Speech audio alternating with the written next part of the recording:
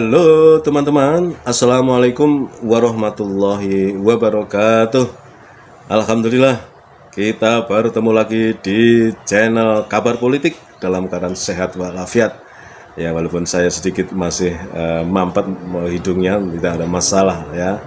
The show must go on ya. Teman-teman, mudah-mudahan santapan-santapan politik yang saya sajikan di konten-konten di channel ini bisa menghibur kalian semua. Dan tentunya bagi yang belum subscribe, eman-eman ini ya, silakan subscribe karena subscribe itu gratis. Dan jangan lupa untuk dudul tombol loncengnya supaya kalian mendapatkan notifikasi setiap kali ada konten-konten baru di channel ini. Oke teman-teman, saya sudah menyiapkan beberapa bahan yang mudah-mudahan bisa memberikan satu santapan politik kaki lima yang lezat dan gurih. Oke, kita lanjutkan. Saya memulai dari status Pak Onel-Onel, priyayi Jogja ya. Beliau menulis, tanggal 10 Agustus 2023, rakyat mau cari gara-gara dengan Jokowi untuk berperkara setelah semua persoalan bangsa diabaikan. Maksudnya apa nih Pak D ini? Tanggal 10 ada apa? Ya, menurut informasi ya, dalam beberapa hari ke depan ini, tepatnya mulai tanggal 10 dan seterusnya akan terus bergulir ke aktivitas demokrasi di jalan, yaitu melalui kegiatan People Power ya, yang digagas justru di Solo, markasnya Pak D ya. Keren ini nanti kalau benar-benar terjadi teman-teman ya. Jadi Pak D Onel-Onel ingin mengatakan ya, mulai tanggal 10 nanti itu rakyat pengen cari gara-gara dengan Jokowi ya. Kenapa cari gara-gara? Sebetulnya rakyat nggak mau gegeran dengan Jokowi kalau Jokowi menjalankan tugas dengan baik. Ternyata tidak. Selama 10 tahun kan keadaan negara makin semrawut ya, ekonomi murat-marit, kondisi sosial politik itu tidak kondusif ya, terjadi ketegangan di antara kalangan anak bangsa ya, karena menajamnya politik identitas masing-masing ya.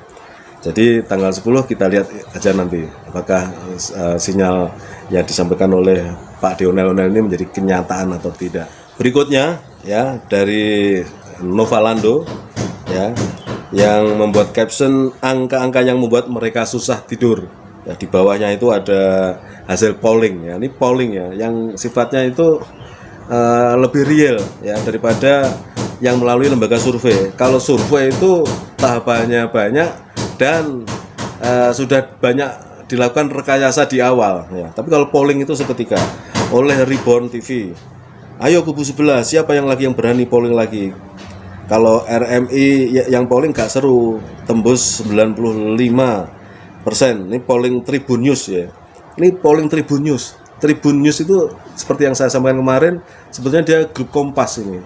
Ya, tapi mungkin dalam bisnis media dia dibiarkan bebas untuk bagaimana menjalankan bisnisnya. Ya, termasuk dalam hal ini menjaring pendapat masyarakat melalui polling. Dan hasilnya 73% memilih Anies Baswedan. Ganjar Pranowo hanya 16%, kemudian Prabowo Subianto 11% ya.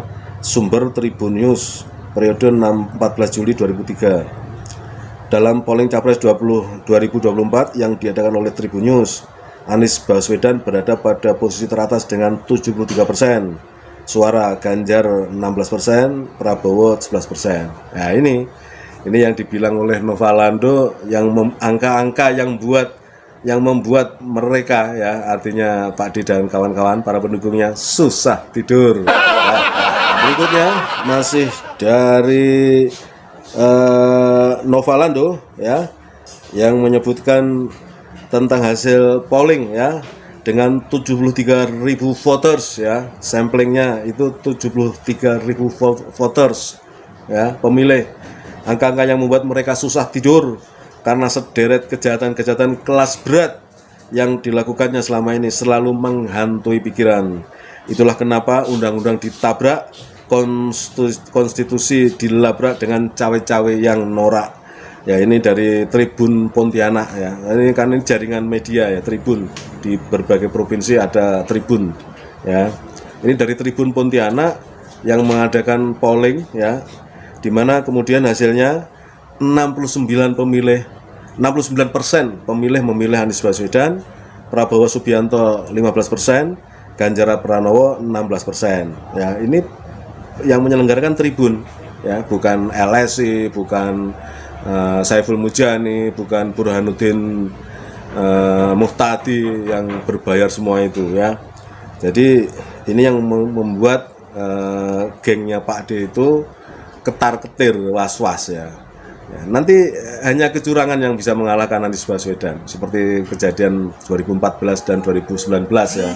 KPU-nya yang notabene yang mengangkat yang berkuasa, ya mereka mendukung yang berkuasa. Tapi mudah-mudahan kekuatan rakyat akan mengalahkan semuanya. Demikian teman-teman, kita lanjutkan. Berikutnya masih dari Novalando mengingatkan ya, belum lama ini ya, pemerintah menyatakan permohonan maaf kepada PKI dan keluarganya. Luar biasa ini ya. Bayangkan, minta maaf kepada PKI dan kemudian menganggap atau menunjuk TNI ya sebagai pelanggar HAM berat. Kemudian kepada keluarga PKI diberikan santunan sebagai tanda simpati negara kepada mereka sebagai korban pelanggaran hak asasi manusia berat ya.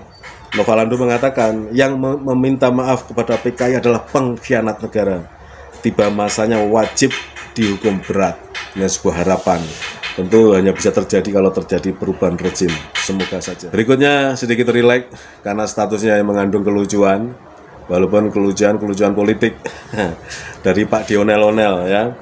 Untuk menjadi bajingan tolol itu mudah sekali dibanding dengan bajingan pinter.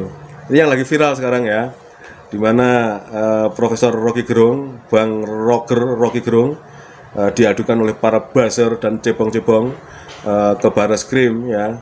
Konon Barreskrim menolak sebetulnya, tetapi justru laporan ke Polda Metro Jaya diterima. Ya, ini ada apa dengan Polda ini ya?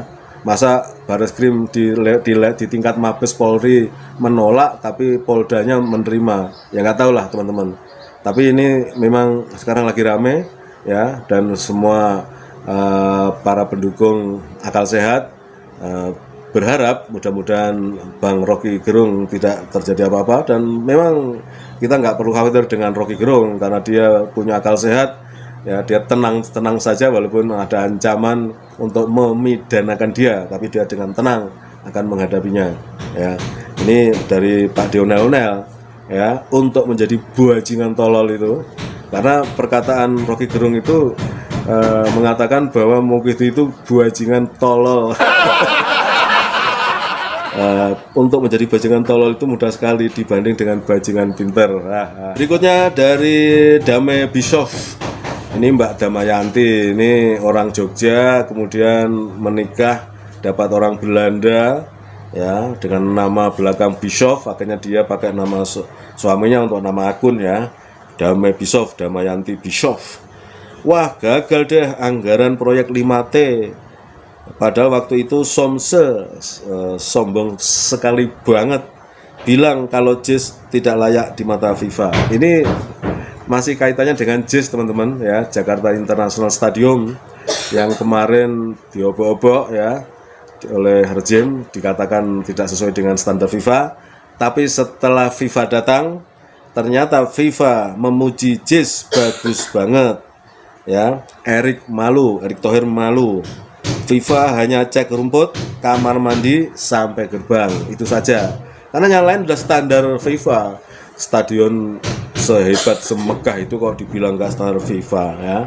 Jadi proyek renovasi yang katanya menghabiskan 5T gagal. Ini maksudnya dari status Mbak Dame Bischoff ini. Berikut status dari Pak Joko Hantipaningrat. Beliau ini mantan anggota DPR pada tempo 2 periode yang lalu ya, 10 tahun yang lalu ini.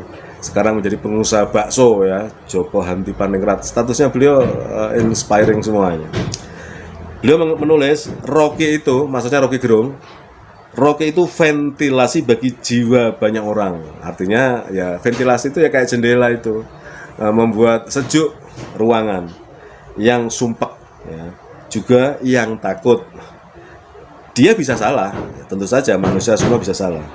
Bisa benar, tentu, tapi dia jujur. Banyak yang masuk akal, dah gitu aja. Jadi Pak Joko ini membuat status pendek, tapi lumayan makjleb karena mengatakan orang atau sosok seperti Rocky Gerung itu diperlukan. Kalau Indonesia nggak ada Rocky Gerung, wah nggak rame. Tidur kayak kuburan semua, nyungsep semua, takut ngomong. Dengan ada orang seperti Rocky Gerung ini, luar biasa ini. Akal sehat masih bisa difungsikan, ya. Karena menurut Pak Joko, orang seperti Rocky itu seperti bagaikan ventilasi bagi jiwa banyak orang yang hatinya sumpek dan ketakutan.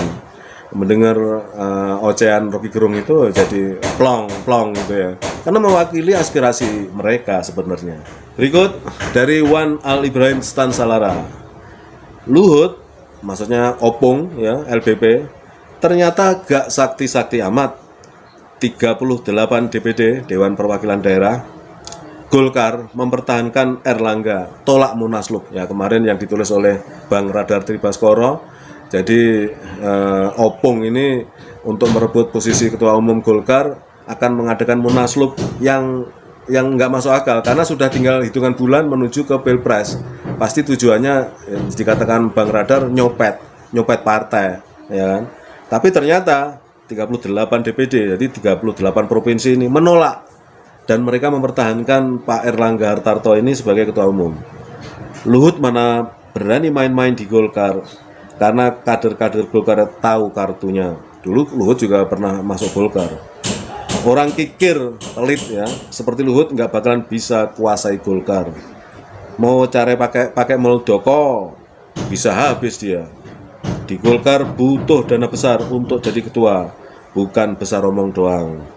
Di bawahnya ada foto ya Pak Erlangga dan Opung ya.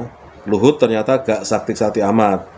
38 DPD Golkar pertahankan Erlangga, tolak Munaslup, rasa no soko. Nah, yang terakhir dari Putri Medsos ya, repot sekali Jokowi ini berulang kali mengatakan hal yang serupa di beberapa pertemuan, seperti ada sesuatu yang ditakutkan nantinya. Nah, ini terkait dengan berita dari CNN Indonesia ya, di mana Jokowi di depan para pengusaha mengatakan hati-hati memilih pemimpin kita. Nah, ini kan lucu ya, dia ngomongin siapa? Ngomongin dirinya sendiri atau ngomongin Pinocchio-nya, ngomongin apa itu bonekanya ya. Jadi maksudnya kalau menurut dia pemimpin yang baik, yang benar itu ya yang seperti dia atau yang dia pilih. Ya bisa Ganjar, bisa Prabowo ya kan. Jadi mengingatkan kepada para pengusaha supaya mendukung dia begitu maksudnya ya. Dan ini ada kekhawatiran seperti yang sudah kita bahas, bahwa pasca lengsernya Pak D nanti ada kekhawatiran pada dirinya, jangan-jangan dia nanti malah diseret ke pengadilan, di penjara ya, anak-anaknya, keluarganya juga diusut semua kejahatan korupsinya dan kejahatan yang lain. Jadi selalu di mana-mana dia begitu. Dulu pernah mengatakan pilih pemimpin yang selalu memikirkan rakyatnya, saking mikir terus sampai rambutnya putih. Nah, itu kan konyol itu ya. Maksudnya dia bilang itu maksudnya Ganjar, pilihlah Ganjar, rambutnya putih karena dia memikirkan rakyat. Sementara netizen yang punya akal sehat mengatakan Ganjar rambutnya putih karena kebanyakan nonton bokep. Teman-teman, itu yang bisa saya sampaikan pada kesempatan ini. Mudah-mudahan bisa menghibur kita semua sebagai santapan politik kaki lima, murah meriah, ringan, tetapi tetap bisa mempertahankan kewarasan akal sehat kita. Terus dukung channel Kabar Politik. Bagi yang belum subscribe silahkan subscribe ya, dan jangan lupa untuk mendudul tombol loncengnya supaya kalian dapat notifikasi. Terima kasih atas segala perhatian kalian. Assalamualaikum warahmatullahi wabarakatuh.